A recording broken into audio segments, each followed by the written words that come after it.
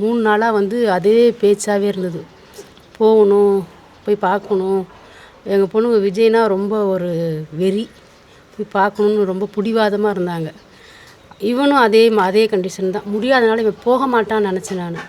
இவனும் நான் போய் அவனை ஆஞ்சியோ பண்ணி 6 நாள் தான்.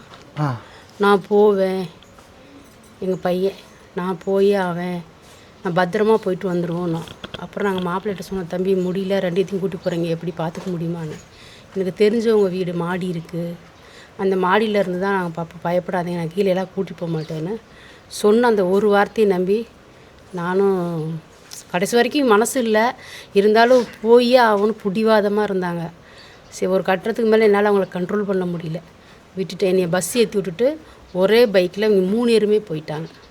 8:30 மணிக்கு எங்கள் பையனா எனக்கு கூப்பிட்டுச்சு, மாதிரி மாப்பிள்ளையும் பாப்பாவும் காணா, நான் வண்டிக்கிட்டே நிற்கிறேன், என்னைய போக சொல்லிட்டாங்க, என்னால் முடியலைங்கிறனால என்னை வெளியில் அமுச்சு விட்டாங்க.